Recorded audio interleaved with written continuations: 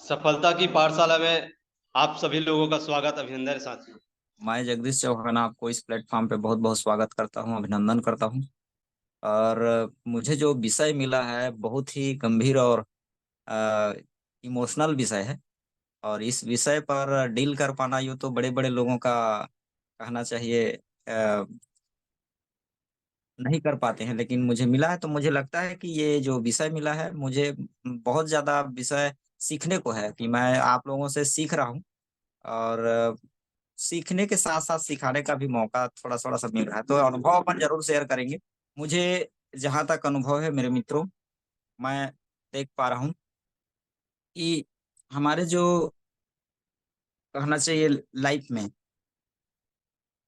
मुझे जो अभी तक अनुभव मिला, एकदम प्रैक्टिकली बात करेंगे क्योंकि आज हम रूबरू होंगे एक दूसरे से। सीधी सीधी सी बात, अपन वास्तव में मार्केट में जाते हैं क्या अनुभव मिलता है, हम लोगों से मिलते हैं क्या अनुभव मिलता है, हम अपने टीम में जाते हैं हमको क्या अनुभव मिलता है। तो इसी चीज का ही डिक्लेयर यहाँ पर होगा, तो मुझे जो मिला है वो मैं जरूर आपको बोलूँगा। तो सबसे पहले तो हमको खुद को जानना चाहिए कि हम वास्तव में हैं क्या। मुझे लगता है क्योंकि कई बार देखने को मिलता है कि हम अपलाइन का इंतजार करते हैं, कई बार ऐसा होता है कि हम डाउनलाइन का शिकायत करते हैं।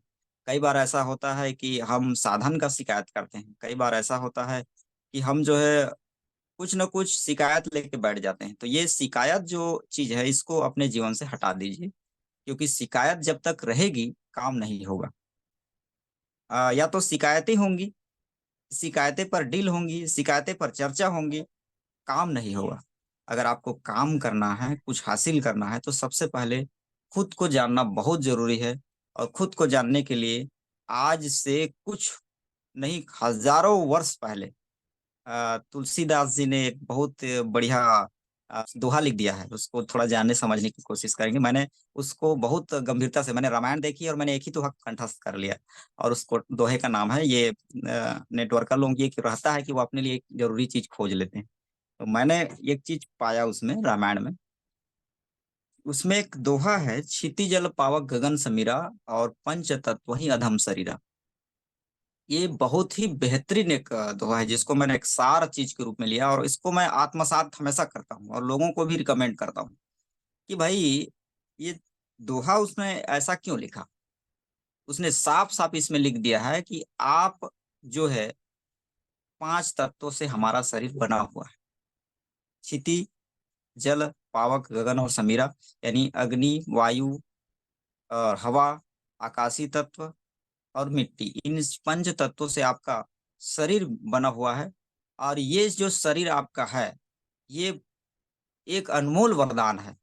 इसको, इसकी क्वालिटी को आप समझिए। इसमें अभी नहीं, हजारों सालों से लोगों ने लिख के रख दिया, हमने पुस्तक खोल के कभी देखा नहीं, कभी समझा नहीं। तो इसको देखने आज दर्पण की तरह आपको बिल्कुल बताने की कोशिश करूंगा मैं, इसका महत्व क्या है। लोग कहते हैं, शिकायतें करते हैं बहुत ज्यादा कि ये, हे भगवान मेरे साथ क्या हो गया, हे भगवान मेरा फील्ड नहीं चल रहा, हे भगवान मेरा काम आगे बढ़ा दो, हे भगवान मेरा ये काम करा दो। लोग मिन्नतें मानते हैं, भीख मांगते हैं, मान के चलिए भगवान के पास जाके। और भगवान भगवान कहते हैं। हम हिंदू धर्म के लोग भगवान मानते हैं, अल्लाह वाले अल्लाह बोलते हैं, अल्लाह के पास जाके फरियाद करते हैं। और कहना चाहिए इसी साथ में आप देखें, जो अलग अलग धर्मों के लोग हैं वो अपने अपने श्रद्धा केंद्र से जा करके मांगते हैं। तो मांगना किससे चाहिए, ये चीज मैं आपको बताने वाला हूँ कि ये जो साइंटिफिक बातें हैं, रामायण में जो बातें लिखी हैं वो किसी धर्म से रिलेटेड नहीं है। वो हिंदू धर्म से रिलेटेड नहीं है, वो क्रिश्चियन धर्म से रिलेटेड नहीं है।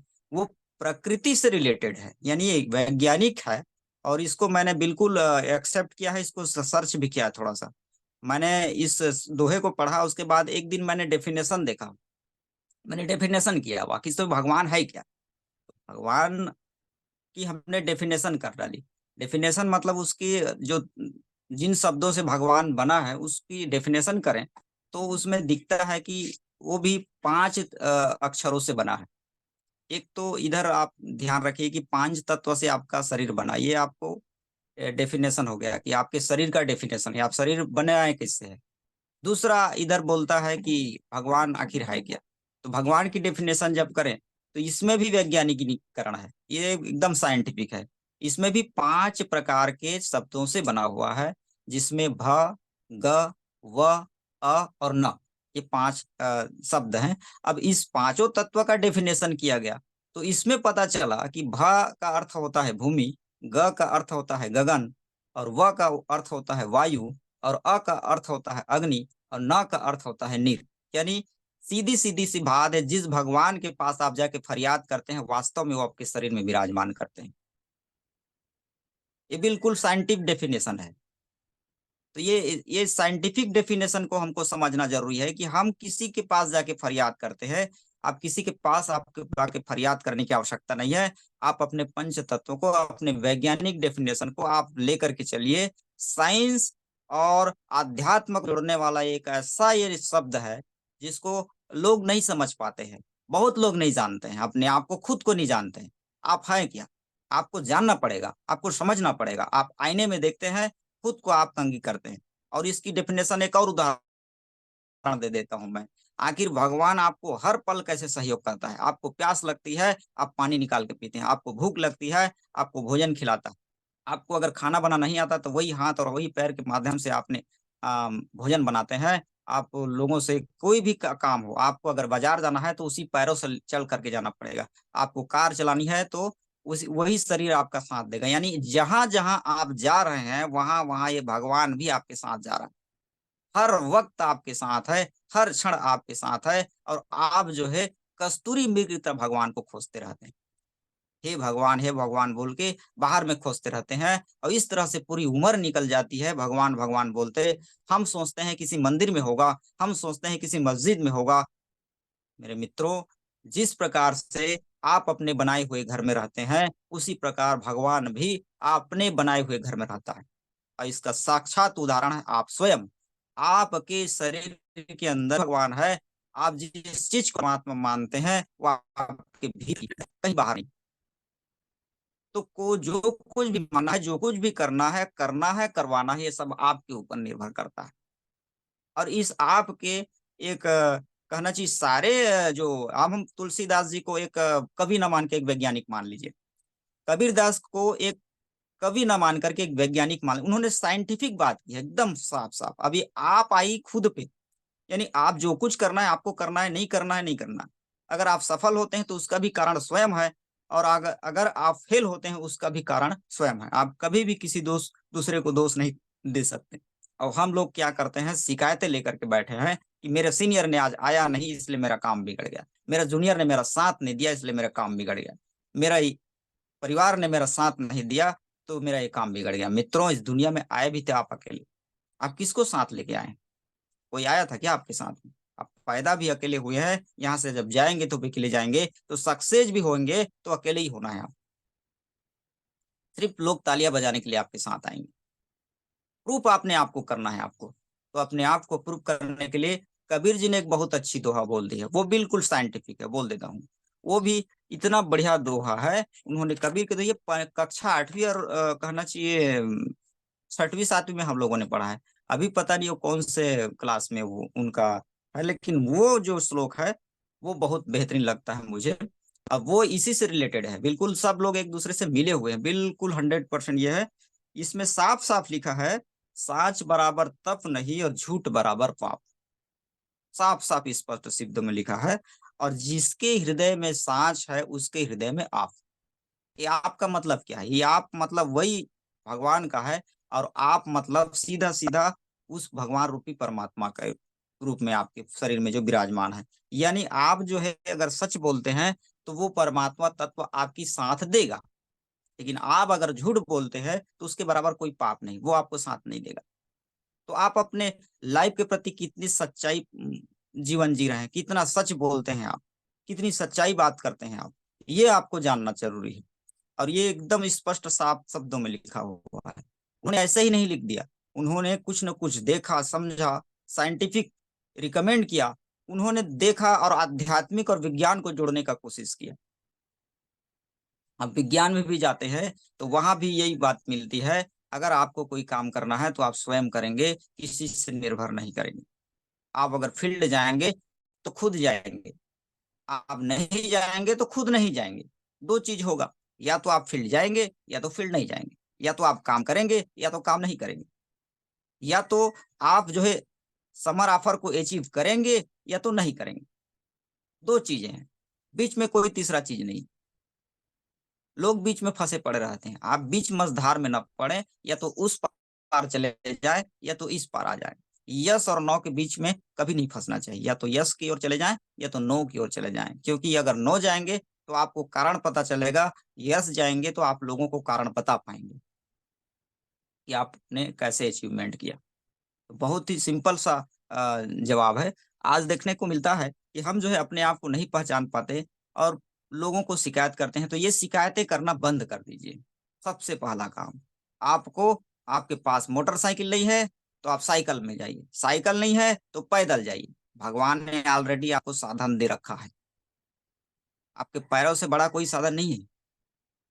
अब पैर की बात करें तो उस समय जब लंका से युद्ध करने की बात आई तो कौन सा माँ, ये श्री राम जी के पास कौन सा ऐसा था भाई? उनके पास कोई लग्जरी कार था क्या? उनके पास कोई टैंकर था क्या? उसके पास लड़ाई लड़ने के लिए कोई अलग से औजार थे क्या?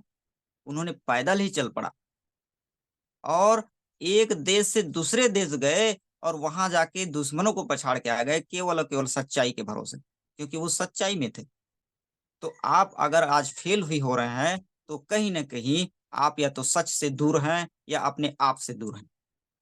अब जिस दिन आप सच्चाई से जुड़ेंगे, अपने आप में सच बोलना चालू करेंगे, सच को बताना चालू करेंगे, हो सकता है कि आपको रिजल्ट ना आए, कोई दिक्कत नहीं। 100 लोग को बोलेंगे, 100 लोग आपकी बात नहीं मानेंगे, लेकिन 101 बार आप कहीं बोले तो उसकी बात को आप मानेंगे, तो उस एक व्यक्ति ही आपको 100 के बराबर बना के देगा। लेट में आता है रिजल्ट, लेकिन इतनी फास्ट और इतनी गति से आता है कि बाकी आपने जो भी मेहनत किया है वो सारा मेहनत, कहना चाहिए, वो एक में निर्भर निर्भर हो जाता है। तो इसलिए निराश नहीं होना है, आपको काम लगातार करना है। इसके लिए ना तो कोई उम्र है और न ही कोई बंधेज। अगर उम्र की बात करें तो 70 साल हो चुके अमिताभ बच्चन के बारे में सोचिए। उनको आज रिटायरमेंट करके घर में बैठने की आवश्यकता है, क्या जरूरत है उनको काम करने की? लेकिन वो काम करते हैं। आज वो 1 रुपए का हाजमोला बेचते हैं, 1 रुपए का नवरत्न तेल बेचते हैं, 10 रुपए का टाक, आप कहना चाहिए, पाउडर बेचते हैं। और आप क्या बेचते हैं? 700 रुपए की अमृत रस बेचते हैं, 600 रुपए का रेंजोआ बेचते हैं, 600 रुपए का आप फ्रूट बूस्टर बेचते हैं। तो अंतर क्या है? आपकी, चूंकि आपने डायरेक्ट फील्ड से जुड़े हुए हैं, आपकी वैल्यू भी बढ़ा है, आपका मूल्य भी बढ़ा है, आपका प्री परचेस भी बढ़ा है। एक सुपरस्टार की बात करें तो हम और आप केवल एक सुपरस्टार हैं। और मैं अपने आप को सुपरस्टार मानता हूं और मैं आप सबको सुपरस्टार मानता हूं, भले आप माने ना माने। यहाँ बैठे जितने लोग भी हैं, मैं इन सभी को सुपरस्टार मानता हूं। और उस सुपरस्टार की क्या कहानी है, थोड़ा सा इसके बारे में जानने की कोशिश करेंगे। आप सभी सुपरस्टार है आशा किरण की। आशा किरण की सुपरस्टार हमारे किशन सर एक प्लान बताते हैं जिसमें 1 वर्ष काम करना है और आपको 10 करोड़ रुपए मिलेगा। तो पहले तो मुझे यकीन नहीं हो, ये बिल्कुल गलत बात है। मैंने पूरे रिवार्ड को जोड़ा, 14 रैंक है उसमें, 14 रैंक के पूरे रिवार्ड को जोड़ा तो टोटल 2 करोड़ 80 लाख के आसपास बना। मैंने कहा सर 10 करोड़ कैसे? उन्होंने कहा ये गणित का विषय है बाबू। उन्होंने गणित समझाया और गणित निकाल के जब बताया और 12 महीने का कैलकुलेशन हमने किया तो पूरे 10 करोड़ 62 लाख की संपत्ति इकट्ठा हो गई। ये केवल आशा किरण में संभव है। और वो सब आशा किरण में आप लोग सब बैठे हुए हैं। अभी 10 करोड़ रुपए आपको पाना है, एक सुपरस्टार हो आप, तो आपको करना क्या पड़ेगा? आपको 12 महीना रेगुलर काम करना पड़ेगा। क्योंकि कोई भी सुपरस्टार जब कोई फिल्म साइन करता है तो उसकी एक फिल्म की कीमत होती है 10 करोड़ से ऊपर ऊपर की होती है। कोई 10 करोड़ लेता है, कोई 5 करोड़ लेता है, कोई 50 करोड़ रुपया लेता है, लेकिन जितनी बड़ी कीमत उतनी बड़ी उसकी मेहनत भी होती है। क्या करता है सुपरस्टार? 4 बजे रात से उठ जाता है, उसके बाद क्या करता है? 2 गिलास से 4 गिलास पानी पीता है, उसके बाद क्या करता है? वो योगा करता है, उसके बाद वो क्या करता है? वो व्यायाम करता है, वो उछल कूद करता है, अपने शरीर को फिट बनाता है। उसके बाद क्या करते हैं? वो नहा लेता है, फ्रेश हो जाता है। उसके बाद वो कोई भी श्रद्धा, कोई भी विषय का हो, अगर वो क्रिश्चियन है तो अपना कैंडल जला लेता है।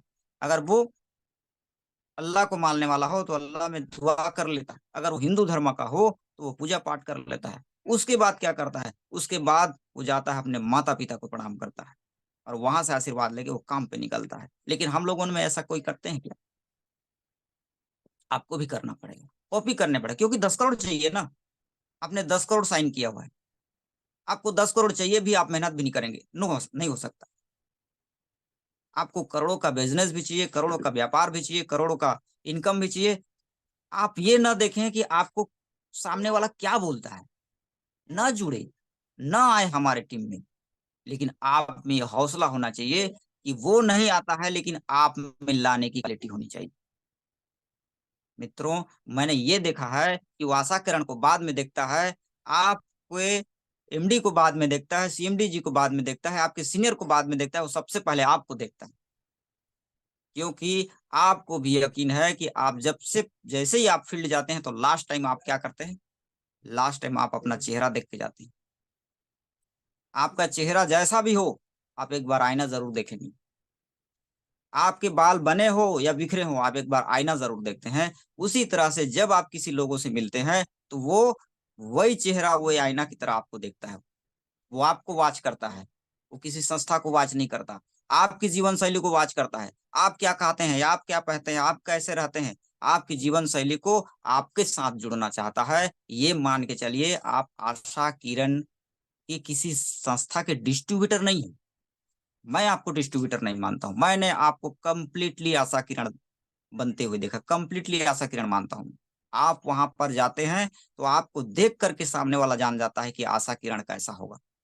इसलिए आपने आपको बदलना जरूरी है। अब 10 करोड़ की इनकम चाहिए तो आपको 100% दिन और रात मेहनत करना पड़ेगा। इसके लिए सी सी बात यह है कि अगर आप पार्ट टाइम करते हैं तो पार्ट टाइम भी आपकी टाइमिंग होनी चाहिए। अगर आप फुल टाइम करते हैं तो फुल टाइम का भी एक समय होना चाहिए। मान लो आप 8 बजे से लेकर के 8 बजे तक ड्यूटी करते हैं, तो 8 बजे से 8 बजे आप बीच में कोई आ जाए, आपको नहीं जाना है। अगर आप 1 घंटा ड्यूटी देना चाहते हैं दिन में, 10 बजे ट्रैफिक पुलिस की तरह, तो बिल्कुल ट्रैफिक पुलिस की तरह 10 बजे से 9 बजे के बीच आपको हिलने नहीं चाहिए। चाहे उधर पानी गिरे, बरसात हो, धूप हो, चाहे कुछ भी हो। हम लोग क्या करते हैं, थोड़ी सी पानी गिरा, थोड़ा सा बरसात हुआ, थोड़ा सा धूप लगा, तो हम लोग ये कहना चालू कर देते हैं कि सर थोड़ा सा धूप को ढलने दे फिर चलें, सर थोड़ा सा समय को खसकने दे फिर चलें। इस समय खसकाने के चक्कर में आपका भाग्य खिसक जाता है। आप बोलते हैं भाग्य, तो भाग्य तो आप खुद हैं निर्माता। जैसा जैसा आप लिखेंगे वैसा वैसा आपको मिलता जाएगा। कई लोग शनि दशा के पीछे पड़े रहते हैं, बिल्कुल शनि दशा है, मैं मानता हूँ इस चीज को। और शनि दशा है क्या, पुराणों में पूर्वार्जुन में कहा गया है कि शनि दशा वास्तव में कर्म फल है। आप इधर लेट करेंगे उधर लेट से रिजल्ट आएगा। आप कम पढ़ाई करेंगे आपका परसेंटेज कम आएगा। आप कम काम करेंगे आपका रिजल्ट कम आएगा। कई बार ऐसा होगा कि आपको बिल्कुल हाथ में बिल्कुल जीरो जीरो आएगा। लेकिन विश्वास रखिए कि लगातार मेहनत करने पर आपको रिजल्ट जरूर आएगा। आप वो पानी की तरह काम करिए, जिस प्रकार से लगातार निरंतर बहता रहता है, बहता रहता है, बहता रहता है, लेकिन एक दिन ऐसा होता है कि वो पत्थर को भी चीर के आगे निकल जाता है। बहुत सारे उदाहरण हैं आपके जीवन में, बहुत सारे उदाहरण। आप जाएंगे, अपने आप को आप तैयार करिए, सामने वाला क्या बोलता है इसको भूल जाइए। आप एक कमांडो की तरह, आप एक टाइगर की तरह तैयार होकर के जाइए। ऐसे लगना चाहिए कि पूरा आशा किरण, पूरा ग्रुप मेरे घर में आ गया है, उसको ऐसा महसूस होना चाहिए। और ये महसूस कराने की पूरी पूरी जिम्मेदारी आप और हमारी है। संस्था ने नियम बना दिए, कानून बना दिए, उस नियम और कानून को चलना और नहीं चलना ये हमारे हाथ में है। सीधी सी बात है, जो नियम की फॉलो करेगा उसको रिजल्ट मिलेगा, जो नियम की फॉलो नहीं करेगा रिजल्ट नहीं मिलेगा। चंद्रशेखर साहू जी ने कई बार बताया है, मैंने उनकी एक ही चीज मानी, वो इकाई बताते हैं। आप किसी बिल्डिंग को बनाना चाहते हैं तो बिल्डिंग बनाने की इकाई क्या है, उसकी इकाई है एक ईंट, एक पत्थर। वो एक पत्थर मजबूत बना लीजिए आप, वो एक ईंट और एक इकाई आप हैं। आपके बिना आशा किरण का कोई रूपरेखा नहीं बन सकता। आपके बिना आशा किरण की बिल्डिंग नहीं बन सकती। आपके बिना आशा किरण धराशायी हो सकता है। सब आप उसी के कर्णधार हैं। लेकिन उसके लिए आपको इकाई पे काम करना पड़ेगा। वो इकाई ये है कि आपको सजना सवरना होगा। आपको अपनी पर्सनालिटी दिखानी होगी।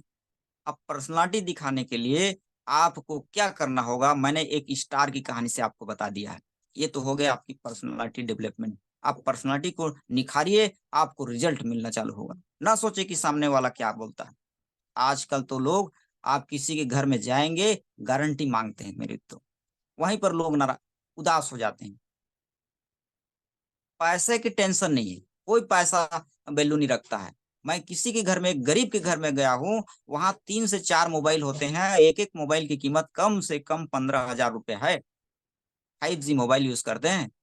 लेकिन उस बिजनेस को, उसको ये बोलो, उस गरीब बच्चे को, उस गरीब घर वाले को, भाई मेरे, ये बड़े बड़े लोगों को अमीर बनाना बंद करिए, सिम कंपनी को बनाना, अमीर बनाना बंद करिए, अपने आप पर खर्च करिए। उस आदमी के ऊपर 10,000 खर्चा नहीं करेगा वो, और आपको गारंटी भी मांगेगा।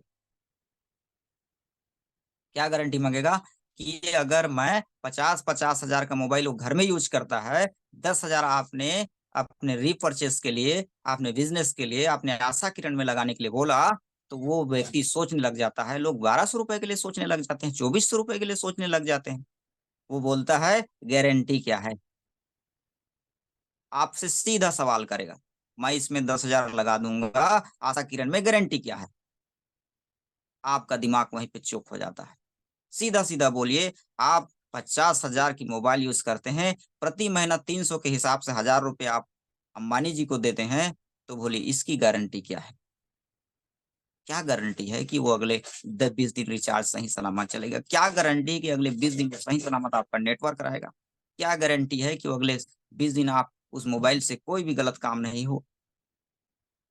गारंटी अगर मांगने वाले लोग हैं, तो सीधी इस बात, उनके जवाब आप बिल्कुल दीजिए।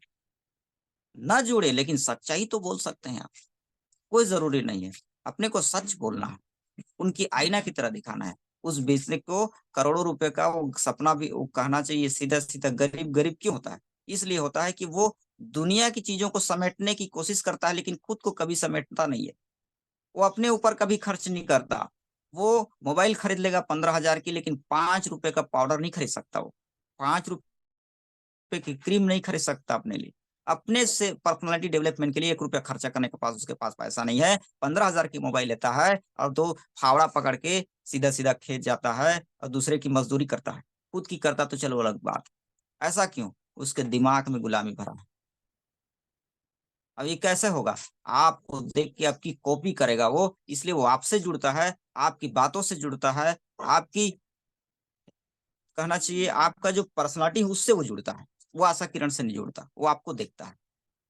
मेरा बना बंदा मेरे को देखेगा, वो आपको सीधा से, आपके में क्या बदलाव आया, तो आप अपने आप को बदलेंगे, तो सामने वाला आपको बदलने के लिए कम से कम आपके साथ आके खड़ा होगा। और बहुत सारी बातें हैं। हम बात करते हैं